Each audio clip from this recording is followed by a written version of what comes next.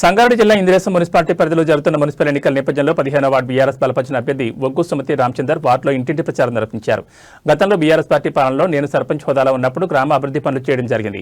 ముఖ్యంగా రహదారుల అభివృద్ధి, డ్రైనేజ్, త్రాగునీటి సరఫరా, వీధి దీపాలు, పారిశుద్ధ్య కార్యక్రమాలు, సంక్షేమ పథకాలు వంటి అంశాలను ప్రజలకు వివరించారు.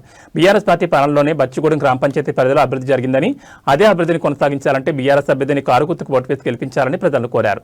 ప్రజల నుంచి సానుకూల స్పందన లభిస్తోందని, ఎన్నికల్లో భారీ మెజార్టీతో విజయం సాధిస్తామని ఒగ్గు సుమతి రామచందర్ ధీమా వ్యక్తం చేశారు.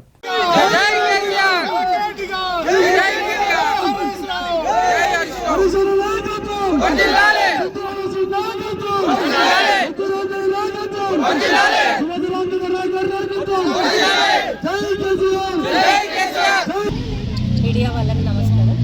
నా పేరు సుమతి రామచందర్.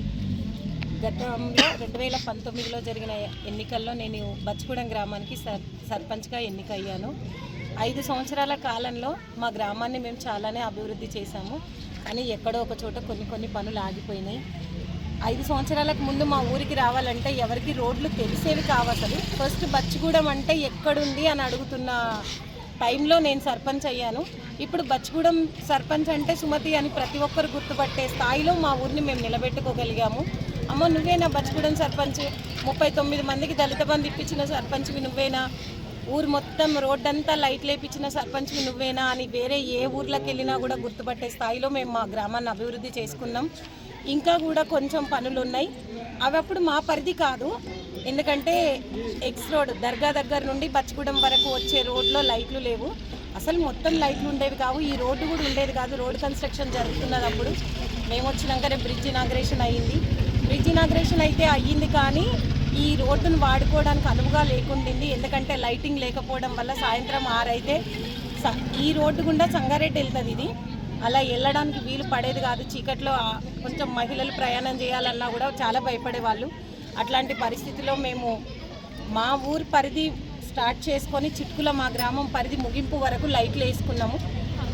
అంత బాగా తీర్చిదిద్దుకున్నాం. ఇప్పుడు దర్గా దగ్గర నుండి బచ్చిగూడెం వరకు కూడా లైట్లు ఉండాలి, ఎందుకంటే ఆ రోడ్లో కూడా లైట్లు లేవు. 8 అయిపోయిందంటే మళ్ళీ అదంతా కూడా చీకటిగానే ఉంటుంది. ఈసారి 15వ వార్డు మెంబర్గా నేను పోటీ చేస్తున్నాను. నేను గెలిస్తే కనుక అక్కడి నుండి ఇక్కడికి కూడా లైట్లు వేసేసి గెలుస్తానన్న ధీమా ఖచ్చితంగా ఉంది. పని చేయాలన్న సంకల్పం కూడా చాలా ఉంది. అంటే ఇవి మా వర్క్ల గురించి చెప్తున్నాను నేను. ఆ లైట్లు కూడా వేయించుకొని మా గ్రామాన్ని ఇంకా అభివృద్ధి చేసుకుంటామని ఆశిస్తున్నాను. గతంలో చాలా వరకే పనులు జరిగినాయి. కొన్ని పనులు ఆగిపోయినాయి కూడా. కొన్ని పనులు ఆగిపోవడానికి కారణం ఏంటంటే మనకు వెంటనే ఎలక్షన్లు రాలేవు. కాంగ్రెస్ గవర్నమెంట్లో ఒక్క అభివృద్ధి కూడా జరగలేదు. మా గ్రామానికి మాకు తెలిసి మా గ్రామస్తుల్ని కూడా ఎవరినైనా అడగండి, ఒక్క అభివృద్ధి పని కూడా మా గ్రామంలో అయితే జరగలేదు. మేము ఈసారి మళ్ళీ కౌన్సిలర్గా గెలిచి ఎక్కడైతే ఆగిపోయిందో అభివృద్ధి అక్కడి నుండి మళ్ళీ ప్రారంభించి దాన్ని పూర్తి స్థాయిలో మేము అభివృద్ధి చేసుకుంటామని మీ అందరికీ తెలియజేసుకుంటున్నాను.